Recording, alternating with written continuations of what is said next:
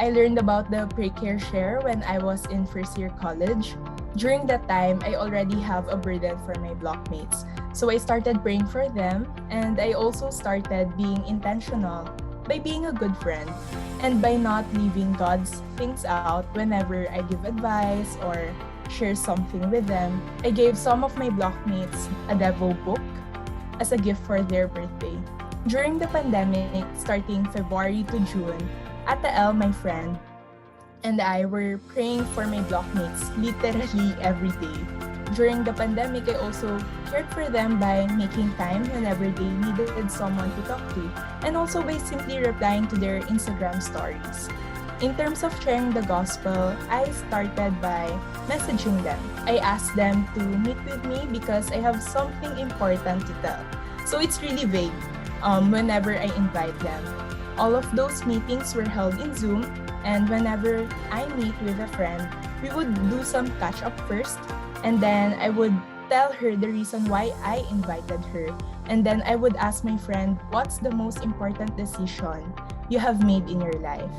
And then after her sharing, after listening to her, I would ask if I could also share mine. And then after sharing my testimony of why I decided to follow Christ, I would share the gospel. For me, it's more on personal concerns, personal fears, and worries. I was afraid of awkward conversation. I was afraid of our relationship. I have some thought that they might not talk to me anymore after I share it. But I overcome those by removing the elephant from the room. I would always say to my friends, sis, awkward to medyo awkward talaga because it's not our everyday conversation. But it's the most important thing in my life, and parang it's unfair naman not to share this with you. So I would still share it even though it's awkward because I care for you and because I love you. So that's my way of removing the elephant from the room. But I also remind myself of Romans 1:16. For I am not ashamed of the gospel because it is the power of God that brings salvation to everyone who believes, first to the Jew, then to the Gentile. My second fear was afraid of our relationship, diba? Way ko of overcoming that is to see everything in long-term perspective. In the future, when Jesus comes back again, we will all know the truth. And that time, the person I shared to would look back and realize that what I shared is the truth. I also remind myself of Galatians 1:10. For am I now seeking the approval of man or of God? Or am I trying to please man? If I were still trying to please man, I would not be a servant of God. And my last concern is I was afraid of their response. But God reminded me to just trust Him and that He is the one who is at work in their hearts. As He said in Matthew 9:37, the harvest is plentiful but the workers are few. That just encouraged me na people are ready. Pag share ng gospel, makikinig sila. Aside from my fears and worries, another concern is my time, my schedule. But I read this from campusmissionary.org. Sabi sa quote, is your momentary comfort more important to you than their eternal torment? Wala. For me, sobrang tagos siya sa puso. And this always reminds me na momentary comfort lang yung i-give up mo para sa salvation nila. So, give up mo na yun.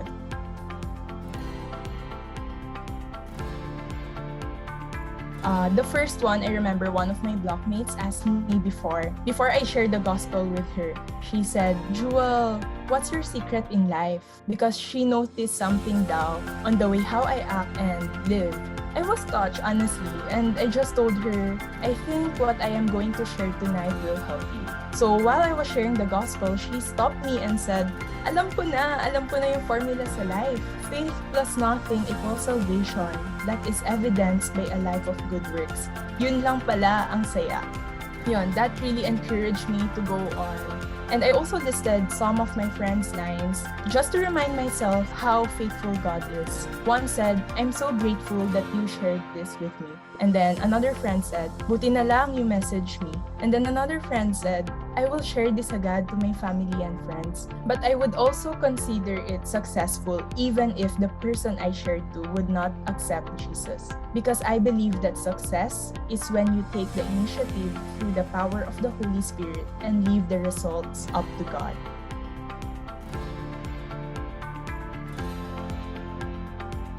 First one, pray for Bob, B-O-B.